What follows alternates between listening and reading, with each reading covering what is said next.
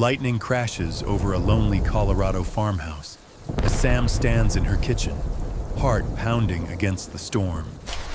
Just when she thinks the night can't get any darker, a desperate whimper slices through the rain. On her porch, a half-starved German shepherd puppy, trembling and scarred, begs for help. Sam could have turned away. Instead, she wraps him in her father's old coat, not knowing this one small act will spark a battle for love, belonging, and the right to hope again. Not just for Patch, but for herself and an entire town.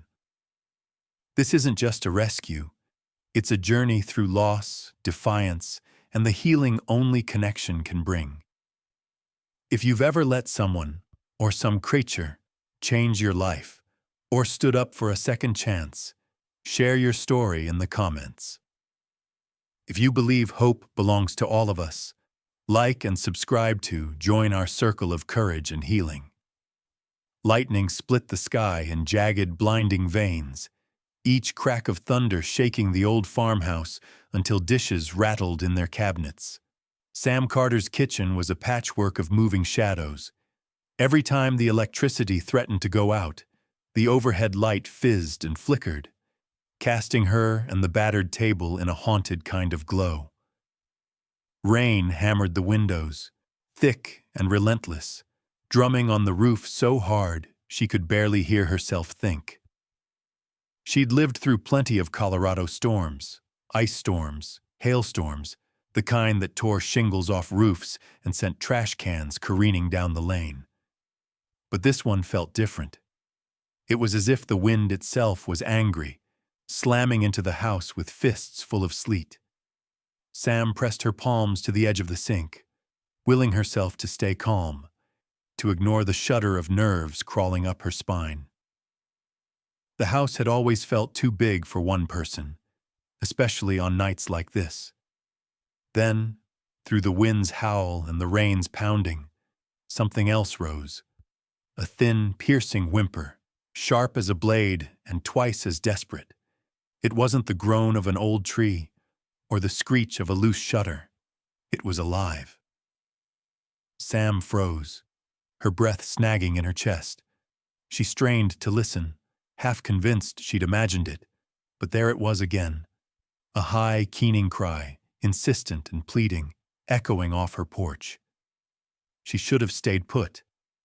Every old fear rooted her feet to the linoleum. What if it was a trick? What if it was something hurt and dangerous, something she couldn't fix? But that sound wasn't just noise, it was need. It was loneliness that hurt to listen to. Without meaning to, Sam's hand reached for her father's old barn coat, still hanging on its peg by the door. She wrapped herself in its familiar weight, grabbed the rusted flashlight from the counter, and steeled herself against the rush of cold air. She shoved open the back door, the wind nearly wrenching it from her grip. Rain slapped her face, stinging her skin and soaking her hair in seconds. The darkness outside was complete, except for the brief, ghostly flashes of lightning that lit the yard in blue-white. The air tasted of wet earth and ozone, thick with the scent of distant pine. The sound came again, closer now, unmistakably alive and desperate. Sam's heart pounded as she stumbled off the porch, the flashlight beam wavering through sheets of rain. She moved toward the edge of the house, where the trash bins crouched in the mud, lids clattering in the wind. That's where she saw it. A tiny, mud-splattered bundle, half collapsed and shivering, wedged between a tipped-over recycling bin and the rain-soaked lattice. She crouched down, shining the light into the shadows, and her breath caught. It was a puppy, a German shepherd by the looks of it, but so small and thin it could have fit in the crook of her arm. Its fur was plastered to its skin, streaked with mud and something darker. Its ribs stood out like the rungs of a washboard, each breath a visible tremor. The eyes, huge and glassy in the beam of her flashlight, locked with hers for one trembling moment. Sam saw not just fear, but a flicker of hope, raw and impossible, staring back at her. Another whimper split the night, this one more urgent, almost like a question. Will you help me? Or will you walk away like everyone else? For a second, Sam couldn't move. She was back in that old, familiar place, on the edge of something she couldn't control, teetering between the urge to save and the dread of losing. It would be so easy to turn away, to pretend she hadn't heard anything, to go back inside and let the world take care of itself. She'd spent years building those walls, teaching herself not to care too deeply, not to risk the ache of losing something fragile. But the storm kept raging, and the puppy kept crying, and Sam's hands moved almost without her permission. She set the flashlight down, shucked off her coat, and draped it over the little dog, wrapping him up as gently as she could. His whole body trembled in her arms, spasms racking his tiny frame. He made another sound, softer now, almost a sigh, and pressed his face into the crook of her elbow, as if surrendering. Inside, the kitchen was little warmer, but it felt like another world, one where hope, however tattered, could still sneak in on a night like this. Sam laid the puppy on an old towel, hands shaking so badly she could barely untangle the coat from around him. Water pooled beneath him, turning the faded towel to mud, but she didn't care. She fumbled for another blanket, draping it over his trembling form, murmuring words she didn't even hear herself say. He looked up at her, eyes wide and ancient, and for a moment she saw a reflection of her own pain. Hidden but not forgotten. She thought of the losses that filled this house, the empty room at the end of the hall, the silences that stretched on for days. And still, she reached out, stroking the puppy's damp fur, feeling the fragility of life pulsing beneath her fingertips. Thunder boomed. The lights flickered and died, plunging the room into darkness once more. But Sam didn't flinch. She gathered the little dog in her arms, holding him close, not knowing if she was saving him or if, just maybe, he'd been sent to save her. As the storm battered the farmhouse and the world shrank to one circle of trembling light, Sam whispered, "It's okay. You're safe now. We'll get through this together." And somewhere in the night, hope took its first trembling breath. The old farmhouse kitchen, usually silent but for the ticking clock and the occasional creak of settling boards, had become a frantic arena. Sam cradled the little German shepherd puppy, now swaddled in 2 threadbare blankets, while the storm pressed itself against the windows, making the world outside feel impossibly distant. The rain kept coming in waves, smearing the glass with cold water, but all Sam could see was the tiny form in her arms, fighting for every shuddering breath. She moved automatically, mind whirring with 1,000 half-formed worries. The puppy was freezing.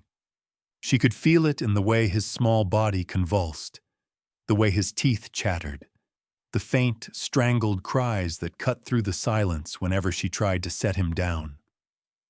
Sam rushed for the old heating pad, plugging it into the wall with hands that wouldn't stop shaking. The electricity wavered, threatening to give out again, but held, for now. She wrapped the puppy tighter, pressing him gently against the warmth, praying it would be enough. He coughed, a horrible wet sound, and for a split second went terrifyingly limp. Sam's stomach plummeted. She'd seen that limpness before, in animals on the brink. Her mind shot back to the old family dog, Scout, years ago, a night she'd never really gotten over. There was a moment when a body just let go, and sometimes, no matter how much you fought, there was nothing you could do but watch the light go out. But the puppy wheezed in another breath, and Sam's own lungs unclenched. Come on, kid, she muttered, blinking away the sting in her eyes. Don't you give up now. The words weren't for him, she realized. They were for herself. She needed to believe that things, beings, could still be saved. Frantic for help, Sam snatched up her phone, dialing the local animal shelter, her thumb slipping on the cracked screen. Each ring on the line felt like a countdown. Finally, a harried voice picked up. Somewhere she could hear barking, the chaos of too many animals and not enough hands. My name's Sam Carter. I just found a puppy, German Shepherd. Looks to be 3 or 4 months. He's in really bad shape. He's freezing, covered in mud, and I think someone hurt him. He's got scars. Please, do you have room? A pause. Then a voice, heavy and apologetic. I'm sorry, ma'am. We're overflowing tonight. Unless someone comes for him right now. Tonight. We can't keep him past morning. No space, no funds. You're the last stop. I wish I could say otherwise. The words felt like a punch. Sam pressed her hand to the puppy's back, as if she could shield him from the world's cruelty by sheer willpower. Thank you, she managed, her voice raw. She hung up without another word, staring at her warped reflection in the rain-darkened window. She was all this little animal had. Sam looked closer at the puppy as she patted him dry. His legs, his neck, tiny scars, fresh, deliberate. They weren't from running through brambles or rough play. Someone had wanted this dog gone. It made her sick, imagining the kind of hands that would do such a thing to something so defenseless. As if on cue, the puppy whimpered again, softer now, a strange sound that seemed almost musical, rising and falling like a half-remembered tune. Sam's chest tightened. What had he survived before ending up here, on her porch, in the middle of a storm? She set him gently on a folded towel, unsure what else to do, watching as his breathing grew erratic. Each little gasp was a battle. Her own mind whirled with the old dread, the paralyzing knowledge that she might lose something before she'd even had the chance to keep it. In the kitchen light, the puppy's eyes fluttered half-closed. Sam had to do something, anything. She hurried to the pantry, finding a can of condensed chicken soup, something warm, something with calories.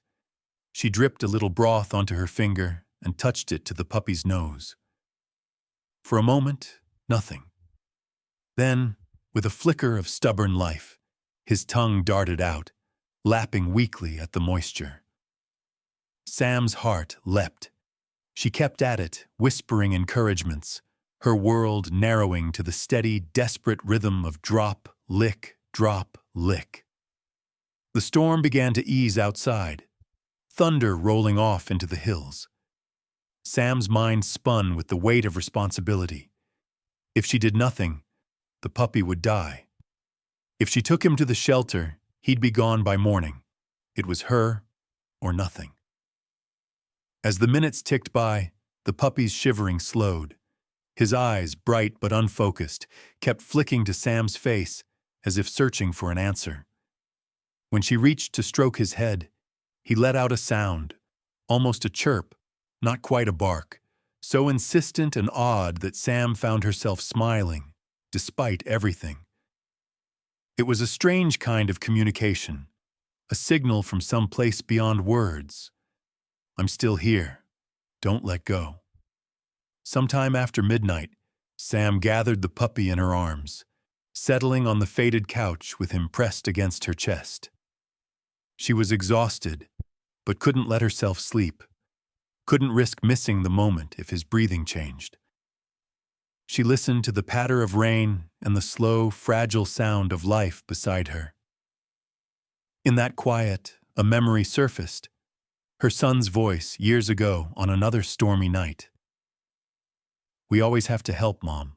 That's the rule. She closed her eyes against the ache. Yeah, that's the rule, she whispered.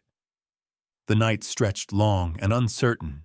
Several times the puppy stirred, coughing, then settling into a series of odd, chattering whimpers, almost like he was talking in his sleep.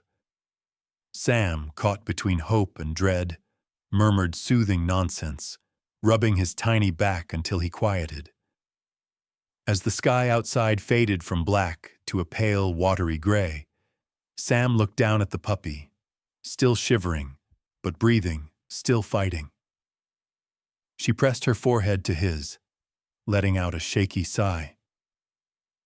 I guess it's you and me tonight, huh? She didn't know if he'd make it to morning, but in that moment Sam realized she couldn't let him go. Not yet. Not ever, if she had any say in it. The storm had passed, but the battle was just beginning. For the puppy, and for her. The night bled away slowly, the storm's memory lingering in puddles and in the heavy scent of rain-soaked earth that crept through the cracked window above the kitchen sink. Sam hadn't slept. She sat curled in an old armchair, an afghan bunched around her knees, watching the small shape on the towel beside her. With the power finally back on, a soft golden light filled the kitchen, warming the worn linoleum and casting gentle shadows on the walls. The world outside was washed clean, but inside, a quiet ache hummed beneath everything, like a radio left on low, always in the background. The puppy was impossibly small, dwarfed by the oversized bath towel. For hours, Sam barely breathed, afraid that if she looked away, if she dared blink, his fragile hold on life might slip. At times, his breathing was steady. At others, it stuttered, rough and uncertain. Every little sound he made, a soft snuffle, a half whimper, the occasional clicking of his tongue, pulled Sam back from the drifting edge of exhaustion. She set a hand lightly on his side, feeling the faint, rapid flutter of his heartbeat beneath thin fur and skin. He was too weak to stand, too weak even to cry for long. Instead, he made odd little noises, sounds Sam had never heard from a dog. Not barking, but tiny, plaintive questions, like he was searching for some response only she could give. In the early gray of dawn, with the kitchen silent but for the tick of the old clock, Sam's gaze wandered to the faded photograph stuck to her fridge door. A little boy with wild blonde hair, a gap-toothed grin, holding up a catch of sunfish at Lake Dillon. Next to it, a collar, faded blue, with a worn brass tag. Scout. Memories she kept tucked away, but never truly gone. The house was full of reminders, things meant for another life, before loss had carved out so much space inside her. The puppy stirred, letting out a broken, chirping sound. Sam forced herself up, blinking the heaviness from her eyes. She rummaged in the pantry for broth and a jar of baby food she'd bought long ago for a neighbor's child. She warmed a spoonful in the microwave, stirring until it was just above room temperature, then knelt beside the towel. At first, the puppy wouldn't open his mouth, flinching away from the spoon, as if afraid it would hurt. But Sam was patient. She whispered encouragements, her voice low and steady. After a few moments, he licked at her fingers, then, tentatively, took a small bit of the food. Relief crashed over her in a wave so strong her hands shook.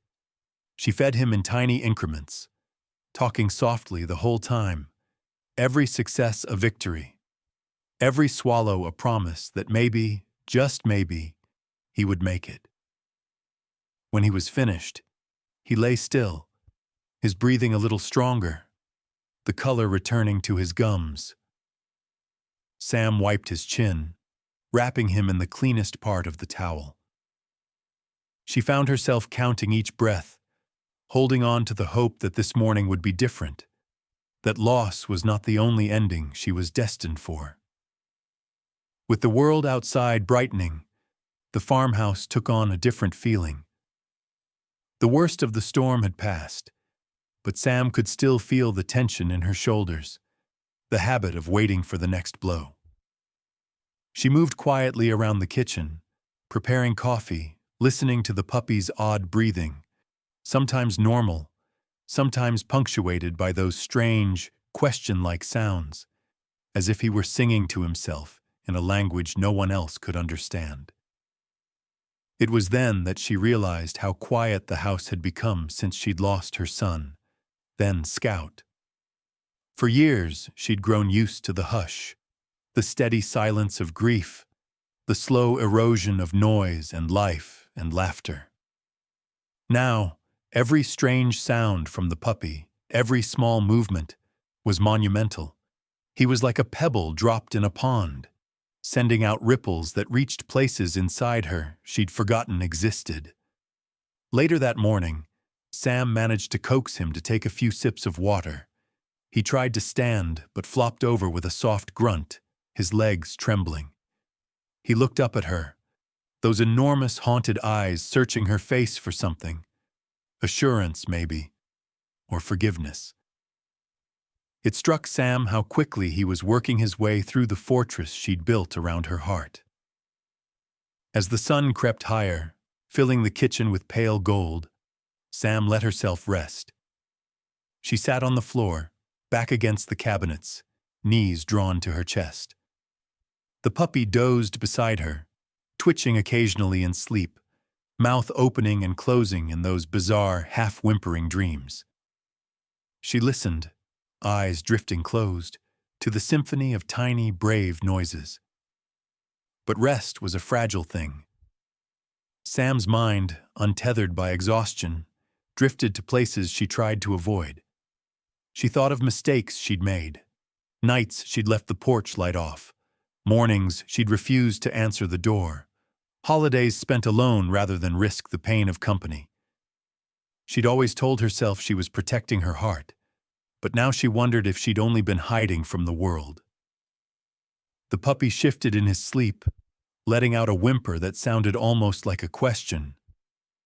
"Why did you bring me here? Why are you staying?" Sam didn't have an answer. She only knew that, for the first time in years, the ache inside her was joined by something else, a glimmer of responsibility, and deeper still, hope. By afternoon, Sam tried to clean him up. She filled the old plastic basin with lukewarm water, adding a splash of gentle soap. She washed him with slow, careful movements, murmuring comfort as he shivered, whined, then, at last, relaxed in her hands. She dried him with a soft towel, wrapped him up, and set him in a nest of blankets near the old stove. As she sat beside him, she realized how much she needed him to survive, not just for his sake, but for hers. All day, Sam wrote in her journal, tracking every new sound the puppy made, every small victory and setback. She tried to find patterns, meaning in the odd language of his pain and persistence. With each page, the silence of her house seemed to thin, replaced by a tentative music, a living conversation, fragile but real. As dusk fell, Sam watched the puppy sleep, his chest rising and falling in time with her own breath. Grief was still there, always humming underneath. But now, for the first time in so long, something else kept pace with it. The slow, insistent drumbeat of life, hope, and the possibility of healing, for both of them. Days began to blur into each other, stitched together by gentle routines and the slow miracle of healing. The rain had passed, but its memory lingered in the puddles scattered across the yard and the faint, earthy scent that drifted in with the breeze. Each morning, Sam found herself rising earlier than usual, the hush of dawn broken only by the sleepy murmurs of the little German shepherd she'd started calling Patch. It felt right, that name, a nod to his ragged patches of fur, and the idea that maybe they were patching each other up, one quiet day at a time.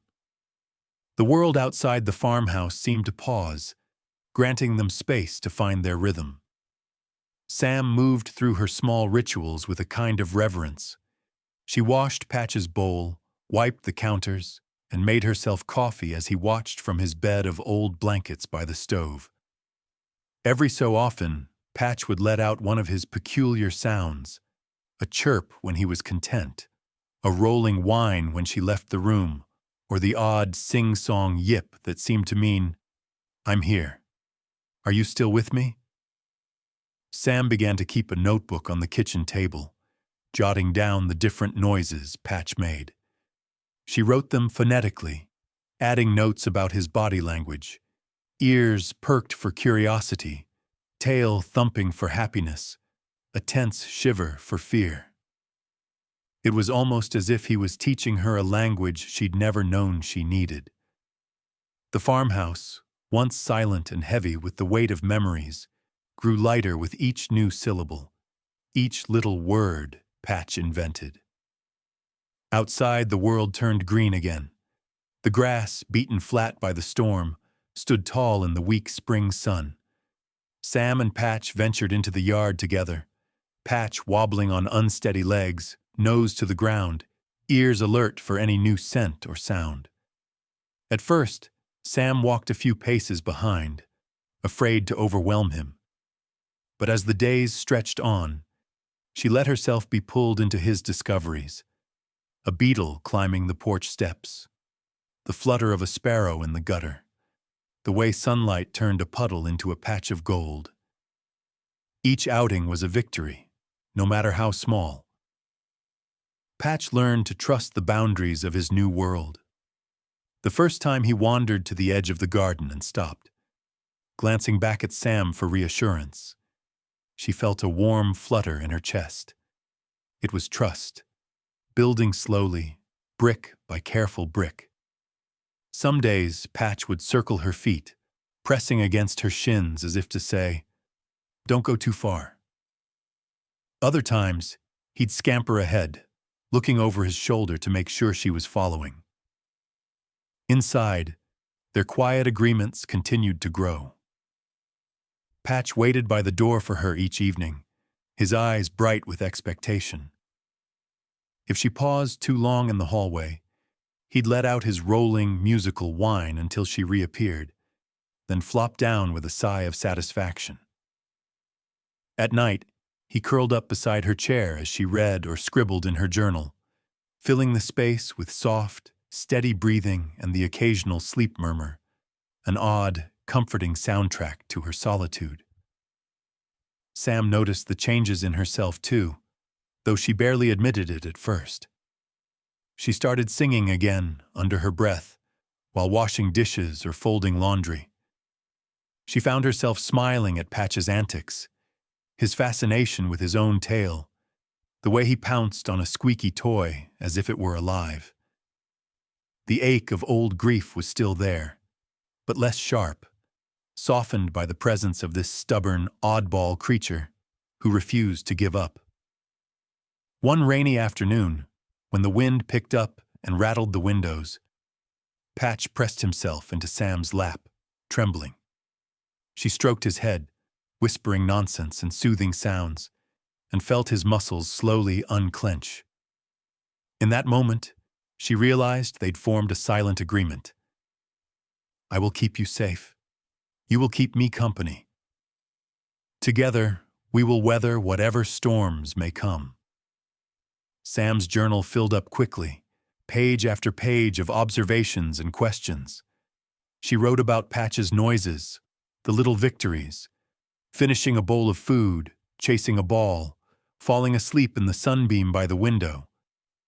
But she also found herself writing about her own inner world, the memories and aches she usually avoided. She noticed that as Patch's odd language filled her days, the silence inside her became less oppressive, replaced by a tentative hope. One evening, as dusk settled over the fields and the world outside softened into grays and purples, Sam sat on the porch steps with Patch dozing against her side. She listened to the crickets and the gentle hush of wind through the trees, feeling, for the first time in years, less alone. Patch stirred, letting out a string of quiet, contented noises that sounded almost like a lullaby. Sam smiled, blinking back tears she didn't quite understand. Their healing wasn't dramatic. There were no sudden epiphanies, no sweeping changes. It was a gradual mending, a slow building of trust and comfort.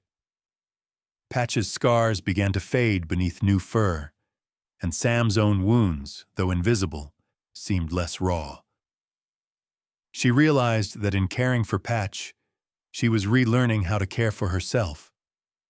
That night, Patch fell asleep, curled at her feet, his conversation a gentle music that filled the room. Sam sat quietly, listening, and allowed herself to hope that maybe, just maybe, they were both finding their way back to the world. One small, brave step at a time. By the time the spring sun was a regular visitor, Patch had started to fill out, his ribs no longer sharp against Sam's hands. His scars, though still visible beneath the growing fur, seemed less jarring now, softened by time and daily care. Sam watched him move about the house with a growing confidence, pawing at the kitchen rug, wagging his tail when she came in from chores, even daring to bark at the mail truck when it rattled down the lane. Every new behavior was a milestone, a sign of life's stubborn return. But healing, Sam knew, was rarely simple.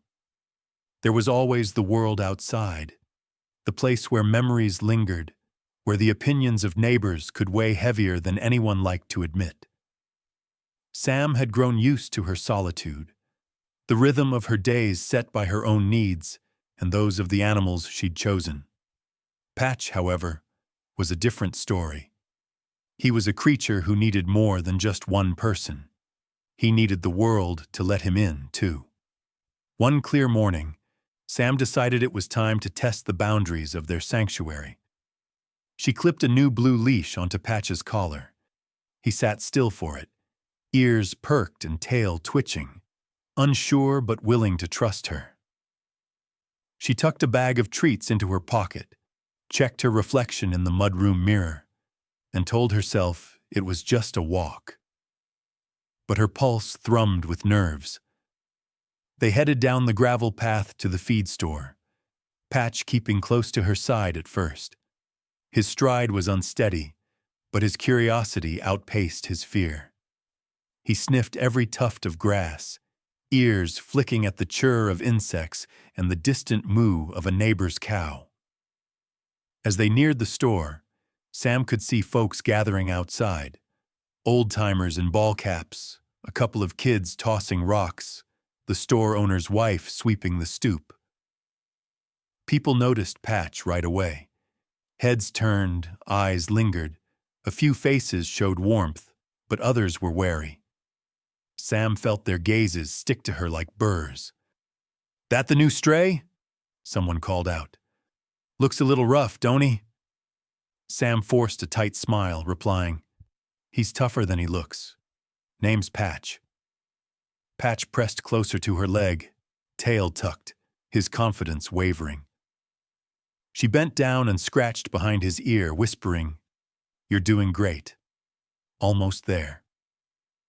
The door to the feed store banged open, and a big man stepped out, arms loaded with sacks of seed. The slam echoed like a gunshot. Patch flinched, let out a sharp, panicked yelp, and before Sam could react, he twisted out of his collar and bolted. The world narrowed to chaos. Patch darted across the lot, skittering into a field of tall grass behind the store. Sam's heart dropped. She took off after him, calling his name, voice cracking with fear. The grass was thick, brushing against her jeans, damp from the morning dew. She caught glimpses of Patch's tail, the frantic motion of his body trying to disappear. Sam stumbled, her breath coming fast and shallow. She remembered every animal she'd lost, every goodbye she hadn't been ready for. The thought of Patch vanishing, lost to the world, hurt again, made panic blossom in her chest. She forced herself to slow down, to fight the urge to chase him outright. She knew enough about scared animals to understand. If she cornered him, he'd run farther. Instead, she sat down in the grass, just out of reach, heart hammering. She started humming, softly at first, a tune she remembered from childhood, a lullaby her mother used to sing on stormy nights. The melody wove through the grass, gentle and persistent. "It's okay, Patch," she said, her voice steady even as her hands shook.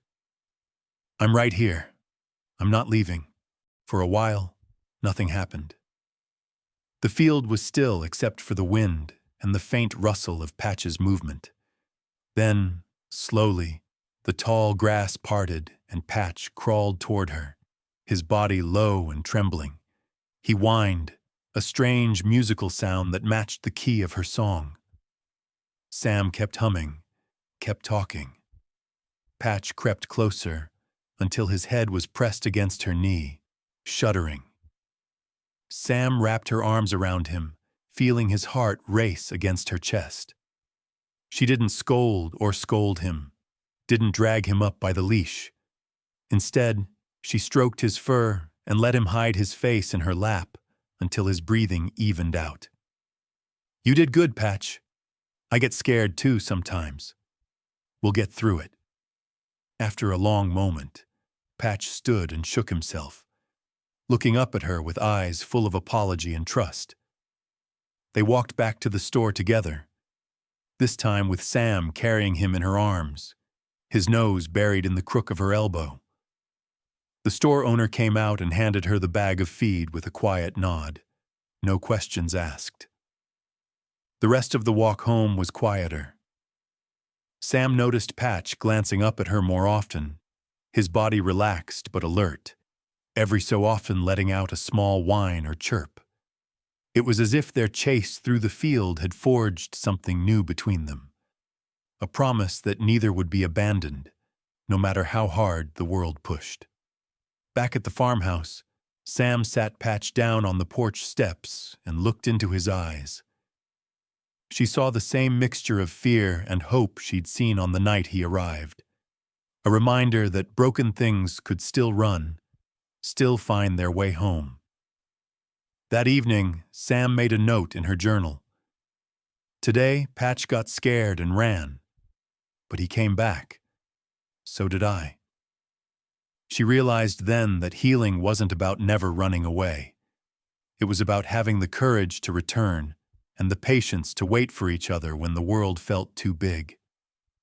In the gentle light of sunset, with Patch resting his head on her foot and humming his odd little tune, Sam felt a kind of peace she'd almost forgotten existed. The world was still full of dangers and doubts, but together they'd found a way through. One step, one song, one act of forgiveness at a time. The next few days brought a restless energy neither Sam nor Patch could shake. Spring sun warmed the fields, birdsong drifted through the windows, and Patch chased dust motes across the kitchen floor. But there was a nervous edge beneath the calm, a sense that something was about to break open. One morning, while brushing Patch after his nap by the stove, Sam's fingers paused at the soft curve of his ear. She pushed back the fur and spotted something she hadn't seen before. A small tattoo just inside the skin, a faint series of numbers and letters. For a long moment she stared, her mind turning over the possibilities. She knew about puppy mills and backyard breeders. She'd read enough stories in the paper to recognize the warning signs. Her chest tightened as she traced the numbers with her fingertip, Patch's ear flicking in irritation. A quick internet search confirmed her fears. The code matched the records of a notorious breeder operating on the outskirts of town, someone who had been fined for cruelty, dumping puppies that didn't sell, keeping animals in filthy cages. Sam's heart sank. She wondered how many of Patch's siblings had survived. How many had found safety before the world gave up on them. She hugged Patch a little closer that afternoon, feeling both an aching responsibility and a rush of guilt. She hadn't rescued him in time. She couldn't help but wonder what he had seen, what ghosts might still be hiding in his memory. That night, sleep came fitfully. Patch whimpered in his dreams, pacing restlessly between his bed and the kitchen door. Sometimes he stopped and stared out at the darkness, ears twitching, as if listening for a voice only he could hear. Sam sat up with him, stroking his back and whispering comfort, but the shadows felt deeper than usual. Memories from Sam's own past crowded in as she sat in the quiet. She traced her own scars in her mind, losses she rarely spoke of, wounds time hadn't closed. She thought of her son, the moments she'd failed him, the ways she'd let her own grief turn to anger or withdrawal. She recognized something of herself in Patch's wary movements, the way he shrank from sudden noises, the way his hope and fear tangled together in every step. The following morning, Sam called the local animal rescue, her voice trembling. "I found a tattoo inside his ear. I think he's from that breeder everyone's talking about." The woman on the line was kind, but direct. "If he came from there, his siblings probably didn't make it. You did the right thing bringing him in. We'll send someone to check on the breeder, but be prepared. Sometimes these people fight back, and you might get a visit from animal control." The warning rattled Sam. She glanced at Patch, who wagged his tail uncertainly, picking up on her unease. That afternoon, a patrol car drove slowly past the farmhouse, the deputy glancing at Sam as she worked in her garden. Word was out. People were watching, wondering, perhaps judging. The small-town grapevine worked fast. She'd always tried to keep her head down, to avoid trouble, but Patch had changed all that. Now her home felt exposed. That evening, a knock sounded at her door. Sam's heart stuttered as she wiped her hands on her jeans and opened it. A uniformed officer stood on the porch, clipboard in hand. "Miss Carter? I need to ask you a few questions about the dog." Patch came to stand by her side, his tail wagging hesitantly. He didn't bark or growl. He simply pressed himself against Sam's calf, quiet and alert. The officer's gaze softened as he took in the scene. "He seems attached to you." Sam nodded, holding Patch's collar gently. "He's been through enough," she said, voice firm. "I'm not letting him go." The conversation was brief. The officer asked where she'd found Patch, if she had any papers or proof of ownership. Sam showed him the shelter's voicemail and the photos of Patch from the night of the storm. The officer scribbled notes, then bent down and let Patch sniff his hand. "Looks like you've got yourself a good dog, Miss Carter," he said. "We're working to shut that breeder down, but be careful. If anyone comes around asking questions, call us right away." As the officer left, Sam let out a breath she didn't realize she'd been holding. Patch stayed pressed to her leg, his strange, chattering whimpers rising as if to say, "We're safe, right?" She knelt beside him, wrapping her arms around his neck. "I'll protect you," she promised, "no matter what." That night, Sam lay awake, listening to the soft rhythm of Patch's breathing. She wondered if he would ever truly feel safe, if she would. She thought of all the times she'd chosen loneliness over risk, silence over connection. Now, with Patch beside her, she realized that surviving wasn't enough. They both needed to belong somewhere. Days passed, and rumors swirled through the town. Some neighbors called to check in, offering words of support. Others kept their distance, wary of drama. Sam found herself pulled into conversations she never wanted, about animal welfare, about forgiveness and justice, about whether anyone could really start over. It was uncomfortable, but she stood her ground.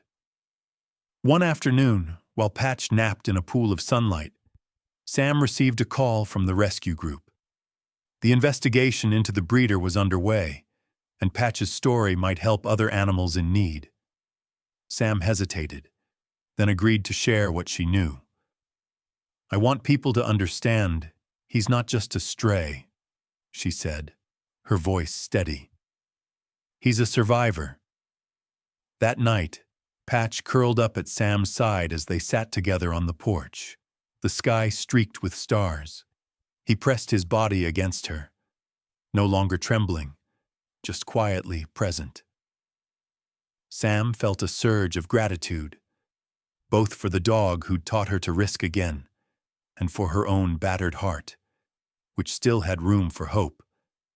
For the first time, she let herself believe they were more than survivors. They were a team.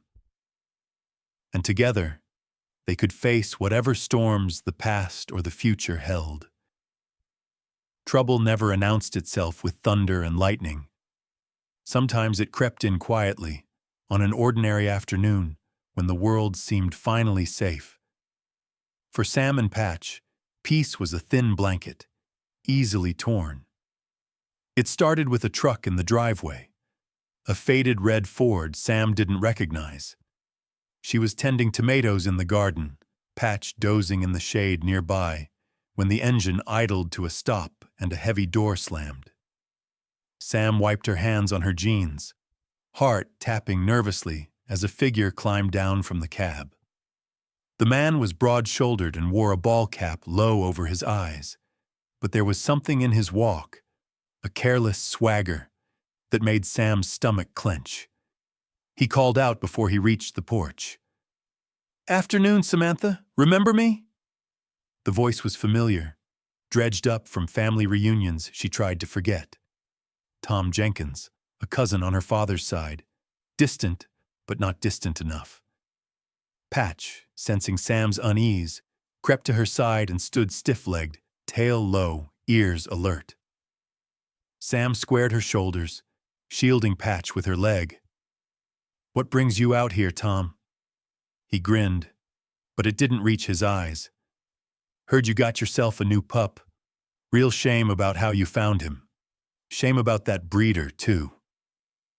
Thing is, Samantha, there's a reward out for those lost dogs. Big money.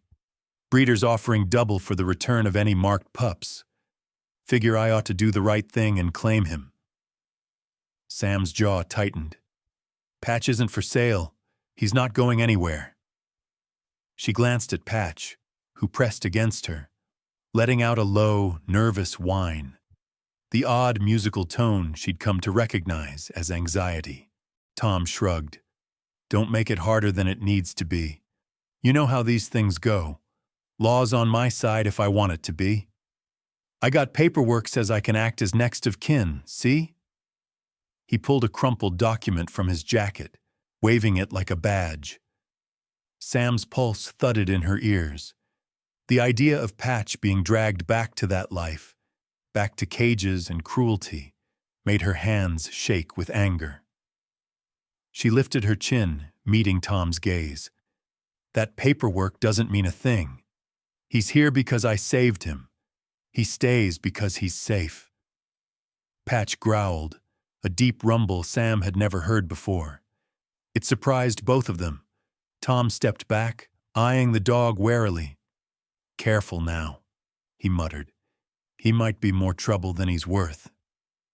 Tom leaned closer, lowering his voice.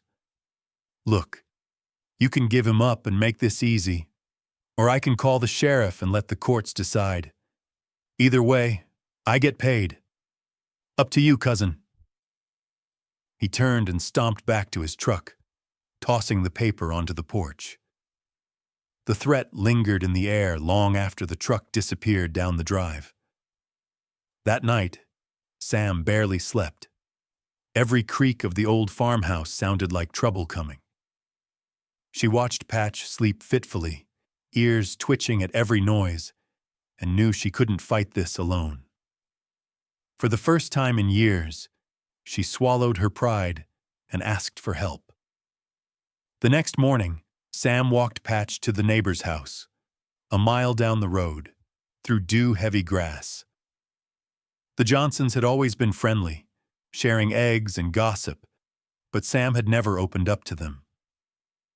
When Mrs. Johnson answered the door, Sam surprised herself by telling the whole story. Patch's rescue, the scars, Tom's threats. Within hours, the story had spread. Neighbors stopped by, some with homemade cookies, others just to shake her hand and offer support. "You're not alone in this, Sam," Mrs. Johnson promised, her voice fierce. "That dog belongs with you." Inspired, Sam drafted a petition with her trembling hands, explaining Patch's story and the danger of sending him back to the breeder. She walked it through town, Patch trotting at her side. People who'd once only nodded in passing now stopped to listen. Some signed the petition, others offered advice, a few even called the local paper. For the first time, Sam's quiet struggle became a shared fight. When the hearing was announced at the courthouse, the whole community seemed to turn out. The judge, a tired-looking woman with a kind face, sat behind the bench as Tom presented his argument. "He's my family's dog, Your Honor. I have the rights to claim him, and there's a reward for his return." Sam stood next, Patch at her side, his patched fur gleaming in the courthouse lights. Her voice shook at first, but steadied as she spoke. She told of finding Patch in the storm, of his recovery, of the marks on his body and the music in his voice. She spoke of the nights spent awake, listening to his whimpers, and the mornings when hope felt possible again. The judge listened in silence. When Sam finished, Patch seemed to sense the importance of the moment. He let out one of his odd, talking sounds, a high, questioning whine that echoed in the marble chamber. A few people chuckled softly. The tension broke. Even the judge smiled. Neighbors testified. Some described seeing Patch's scars, others praised Sam's kindness. The petition was handed up, pages thick with signatures and scribbled messages. "He belongs here. He's not just a stray. He's family." Tom, cornered, blustered and threatened legal action. But it was clear the community had chosen a side. At last, the judge made her decision. "It's evident to this court that Patch has found his home. Legal custody is granted to Miss Carter. This hearing is closed." A cheer rose in the chamber. Sam, stunned, knelt to hug Patch, who licked her cheek and let out a triumphant woof, the sound of belonging. Tom stormed from the building, defeated. Outside, Sam and Patch were greeted by neighbors, their smiles and handshakes a validation of everything they'd endured. The sky was bright, the air full of possibility. As Sam walked Patch home, the weight of fear lifted, replaced by gratitude. They weren't just survivors now. They were part of something bigger, a community that had claimed them as their own. In Patch's soft, chattering whimpers, Sam heard not just relief, but joy, a conversation, a promise, that whatever storms might come, they would face them together, never alone again. The courthouse drama faded into memory, and with it the sharpest edges of fear and isolation dulled. In its place, a quieter, steadier life took root on the little Colorado farm. Sam felt it first in the small things, a lighter step in the morning, laughter that didn't sound foreign in her own kitchen, the ease of breathing in a house no longer haunted by silence. The world outside her window seemed gentler, the sun warmer, the night air less heavy. Patch adapted too. Gone was the wary, shrinking pup who flinched at every loud noise or sudden movement. Now, His tail wagged with anticipation at sunrise. His feet pattered eagerly across hardwood floors. His odd talking a constant presence. Sometimes he'd greet Sam at the door with a series of cheerful yips and warbling whines that almost sounded like a song. Other times, in the quiet moments before sleep, he'd settle beside her with a satisfied woof, as if announcing that another day had ended just as it should. Their lives fell into a rhythm that, while simple, felt almost miraculous. Every morning, Sam filled her coffee mug, bundled into a jacket, and headed out with Patch trailing close behind. Together, they walked the boundary of the property, down by the creek, past the rows of wildflowers, and around the fence where the old swing still creaked in the wind. Patch investigated every scent and chased the occasional squirrel, but always looked back, making sure Sam was never too far behind. Sometimes, Sam caught herself smiling at nothing, simply because Patch was there, sharing the world as if every day was worth celebrating. There were new habits, too, born from the gentle healing that filled their days. Sam kept a new notebook on the kitchen counter, now crowded with observations not just about Patch, but about herself. She tracked the small signs of progress, Patch greeting visitors without hiding, Sam answering the phone without a tremor in her voice. She listed every word she'd learned in Patch's odd language, the high woo-woo when he was excited, the rolling ruff when he was curious, the soft, satisfied grumble as he settled in for a nap. She'd even started teaching him a few words in return. Sit, stay, good boy. But it was the unspoken conversation between them that felt the most real. Sam found herself laughing again, often over nothing at all. Patch's attempts to catch snowflakes on his tongue, his dramatic sighs when denied a second treat, his tendency to fall asleep with his head in her lap and one paw slung across her knee, as if to keep her from ever leaving again.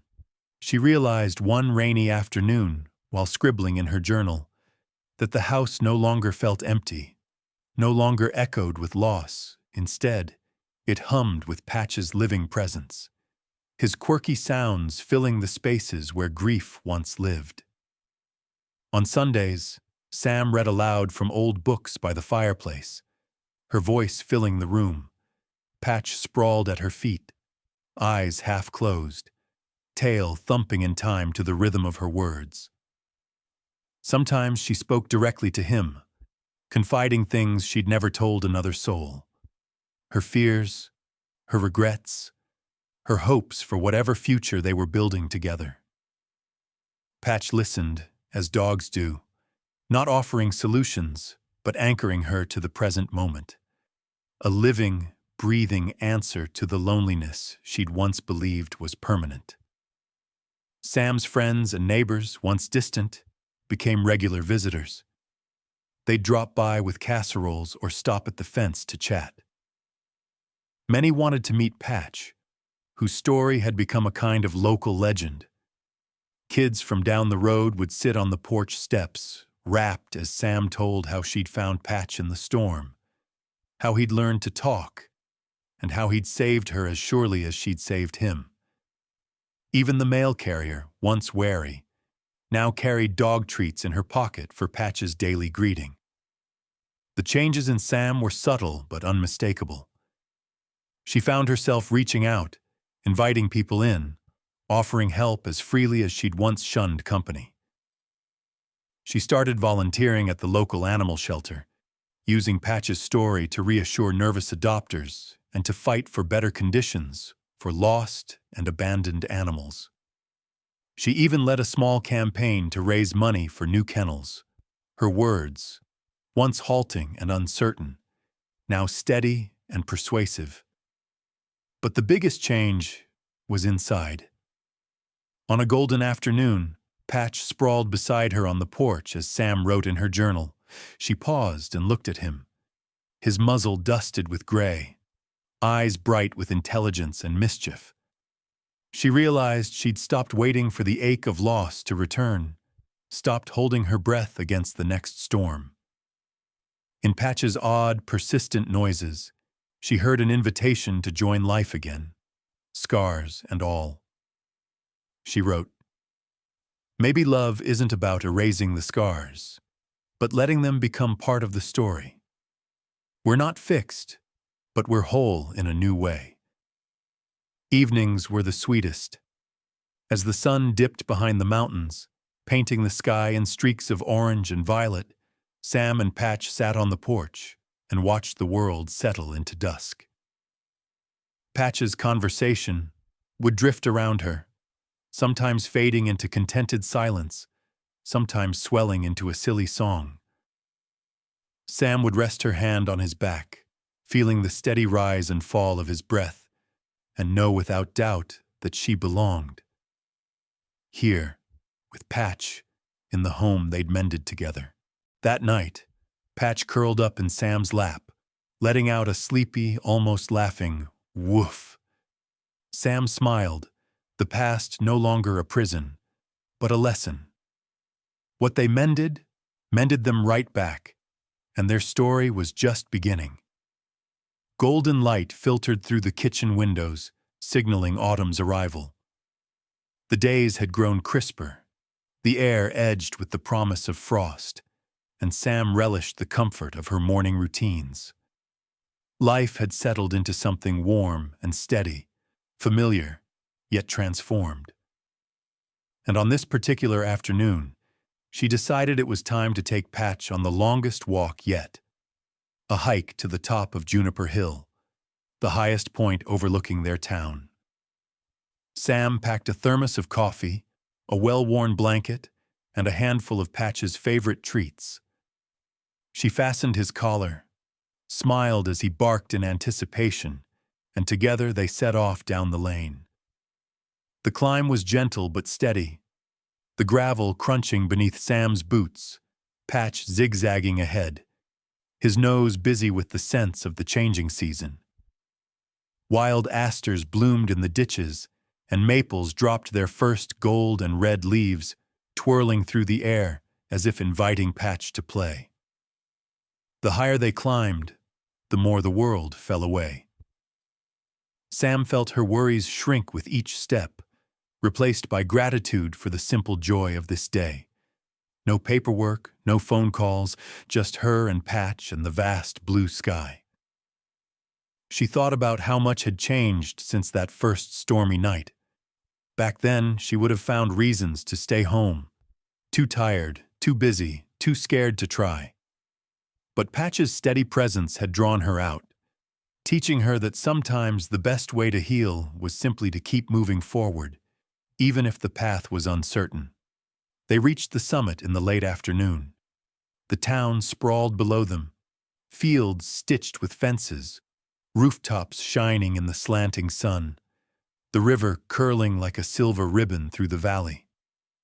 Sam spread out the blanket, poured herself a cup of coffee, and sat back against a smooth gray stone. Patch circled once, twice before flopping down beside her, his tongue lolling in contentment. For a long time, they sat in silence, listening to the wind moving through the grasses, the distant hum of a tractor, the high, thin cry of a hawk. Sam closed her eyes, feeling the old ache of loss. Her son, her parents, even Scout, softened by the peace she'd found here. It wasn't that she'd stopped missing them. It was that grief had become something gentle, woven into the fabric of her days rather than something sharp and unbearable. She watched Patch, marveling at his transformation. The anxious, battered pup was gone. In his place stood a confident, quirky companion, his talking now a joyful background to their everyday. Patch let out a series of musical grumbles and chirps, his own unique vocabulary, a language Sam now understood as surely as her own. The lesson was so simple she almost laughed. What Patch had given her wasn't just comfort or distraction. It was a new way to see the world. He taught her that hope could survive almost anything. That connection, however fragile, could heal even the oldest wounds. Sam thought about the hard times, the storm, the near loss, the threats from Tom, and the fear of authorities. She remembered how Patch had always returned to her, no matter how scared he was, no matter how far he'd run. There was something sacred in that trust, a silent promise that neither of them would ever be truly alone again. She sipped her coffee, feeling the warmth spread through her hands, and let her mind drift over the last few months.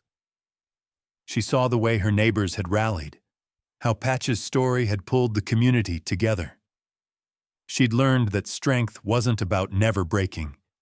It was about being willing to let others help pick up the pieces.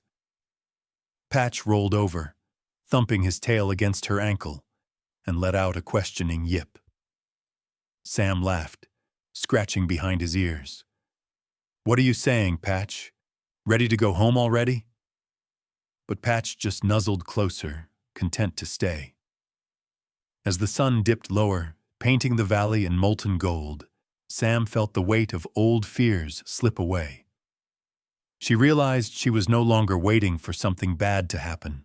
For the first time in years, she trusted the ground beneath her feet and the heart beside her. The walk home was slower, the air cooling, dusk creeping across the fields. Sam found herself reflecting on all the steps, literal and emotional, that had brought her here. She remembered the night Patch arrived, the sound of his cries in the storm. She remembered every time she'd wanted to give up, every moment she'd chosen hope instead.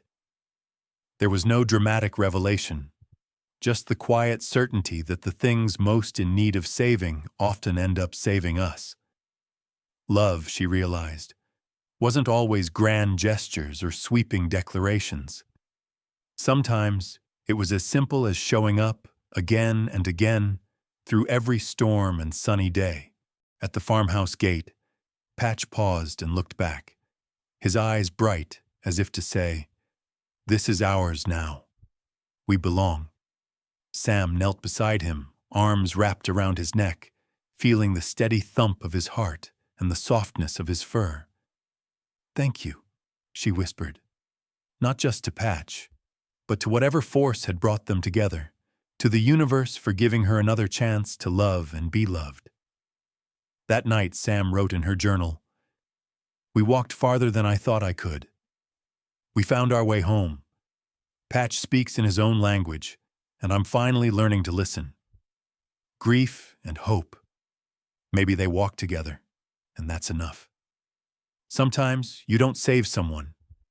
You just hold on, and you both find your way."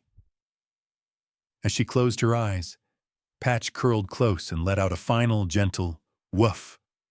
The world outside was dark and still, but Sam knew that whatever came next, they would face it, side by side, healed by the journey and by the lesson of the long walk home. Evening settled softly over the farmhouse, washing the yard in deep lavender and gold. The sky was wide and ablaze, streaked with the fiery remains of sunset, as if the whole world was giving one last shout of hope before sleep. Sam sat on the porch steps, knees pulled to her chest, feeling the rough wood beneath her. Patch sprawled beside her, his chin resting on her thigh, eyes half closed but ears tuned to every quiet sound, the distant bawl of a calf, the whisper of wind in the cottonwoods, the slow tick of the porch light flickering on as dusk gave way to true night. Sam let her hand drift to Patch's back, feeling the steady rise and fall of his breath. She watched as fireflies began to blink in the grass, tiny lanterns winking on and off, and let herself be still. There was no need to rush. Everything she loved was right here within arm's reach. For a long time she said nothing, just breathed in the night air and listened.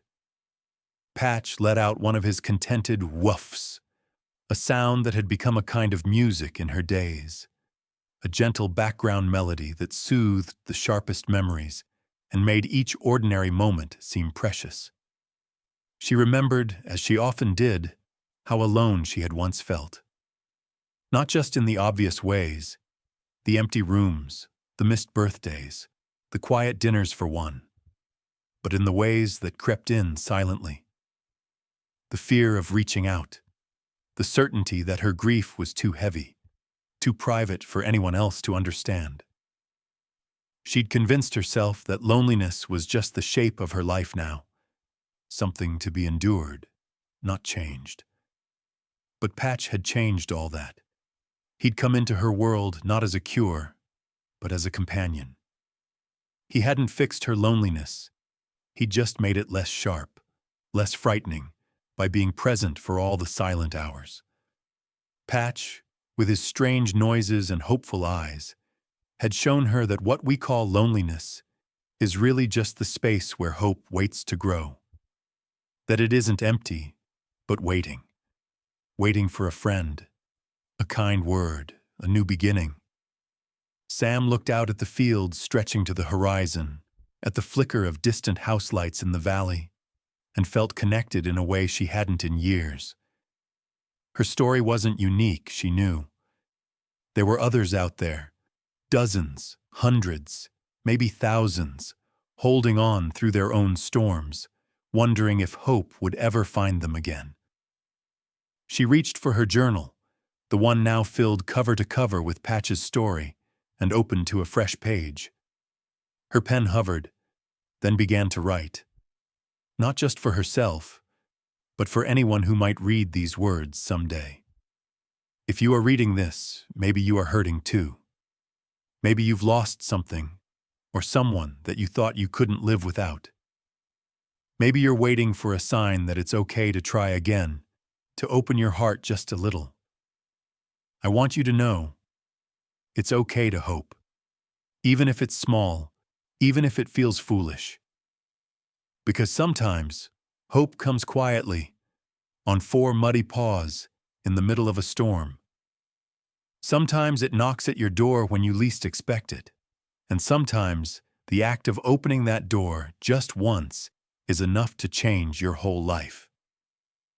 Patch stirred, as if sensing the weight of her thoughts, and nudged her with his nose. She smiled, ruffling his fur. "We made it, buddy," she whispered. "We really did." The wind picked up, carrying with it the sounds of the town winding down. Children called in for dinner, the distant bark of a neighbor's dog, the rumble of a pickup on the road. Sam closed her eyes, letting herself rest in the knowledge that she was no longer an island. She belonged here, under this sky, in this community, with Patch by her side. She belonged to the world again, not as someone who needed to be fixed, but as someone who had learned to live with her scars and love in spite of them. She thought about the people who had helped her along the way, the neighbors who had rallied for Patch, the judge who'd listened, the kids who cheered when Patch talked at the courthouse. She remembered every hand that had reached out, every voice that had told her she was not alone. Their kindness had stitched her back together, piece by piece, until hope didn't feel like a stranger anymore. Sam closed her journal and set it on the step. She turned to Patch, whose eyes shone with that familiar mix of mischief and loyalty. "Let's not keep our story to ourselves, okay?" she said softly. "Let's share it, so maybe someone else can find the courage to open their own door." And so, as night deepened and the stars blinked awake, Sam sent her story out into the world. A message for anyone who might be listening, anyone who needed to believe that healing was possible, that connection could start with something as simple as opening a door on a stormy night. If this story resonates with you, if you've ever loved or lost or simply hoped for a new beginning, share it. Tell someone you care about, or someone who feels far away. Remind them that second chances are real, and that sometimes the smallest act of kindness is all it takes to change a life. Maybe together, we'll remind each other that we all belong, under this sky, in this life, with all our scars and all our hope. Sam looked up at the endless stars. Patch pressed against her side, and felt, at last, completely, quietly whole. And as they sat there listening to the gentle sounds of the night, the story of Sam and Patch became not just theirs, but a gift to the world. A living reminder that hope can find us anywhere, that healing is possible, and that under this sky, none of us is ever truly alone.